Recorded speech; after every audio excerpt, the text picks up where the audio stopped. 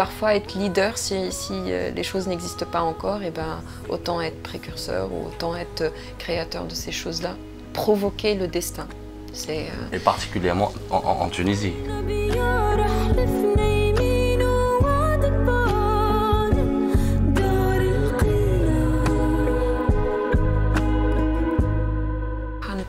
C'est un album qui parle de réconciliation, qui parle de belles promesses, qui parle de retrouvailles.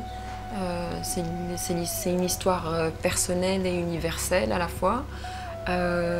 Et Hanet Laqloub, c'est également un album qui va joindre les deux bouts du premier et du deuxième album. On a eu énormément de questionnements autour de la direction artistique et de l'esthétique des deux premiers albums. Et sur Hanet Laqloub, on était certain pour une fois de retrouver cet équilibre et la réconciliation finalement. Wahna Kbar veut dire littéralement quand on était grand.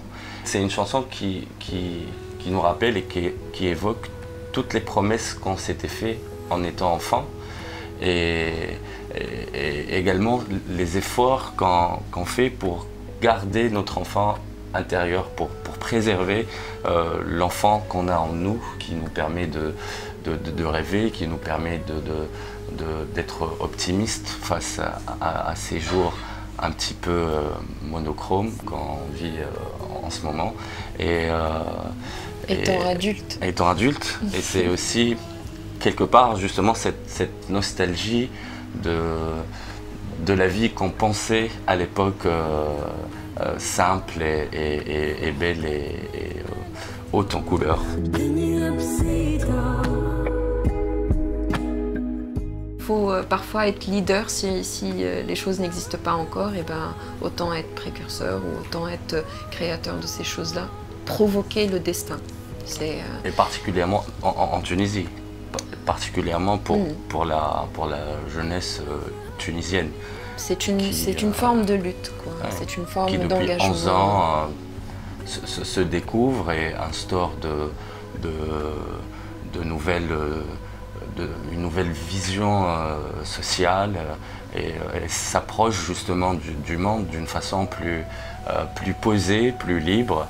Et on a tellement envie en fait que ces rêves-là se réalisent en Tunisie et qu'on puisse justement récolter les fruits de tout ce travail. Il y a de nouveaux métiers, c'est dans l'air du temps.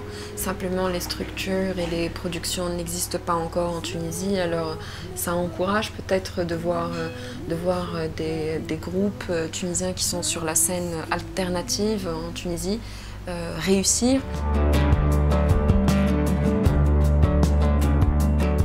La derja, sans même la chanter ou sans même chercher à écrire de la poésie, est une langue très imagée.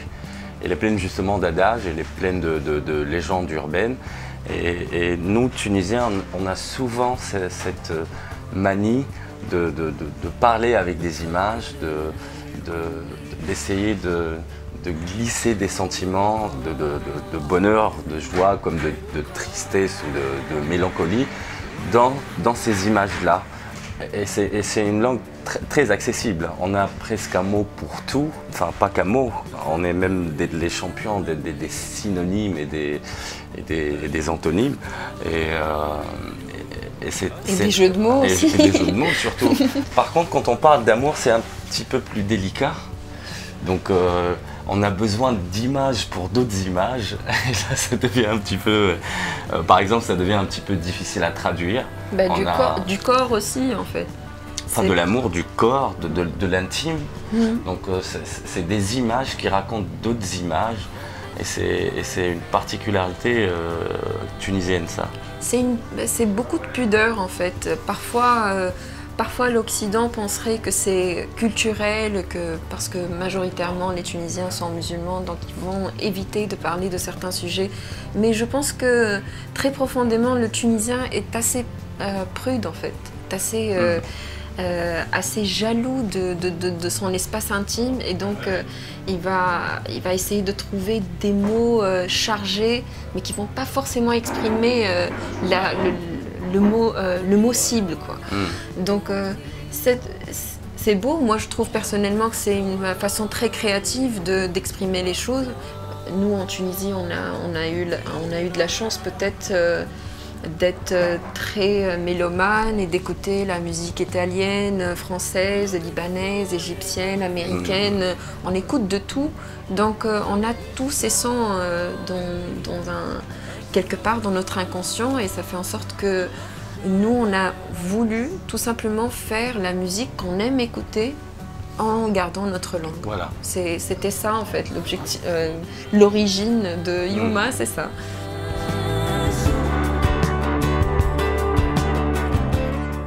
On a un public qui est jeune, on les invitait à faire des déclarations d'amour après le cancer, et on avait de plus en plus en fait.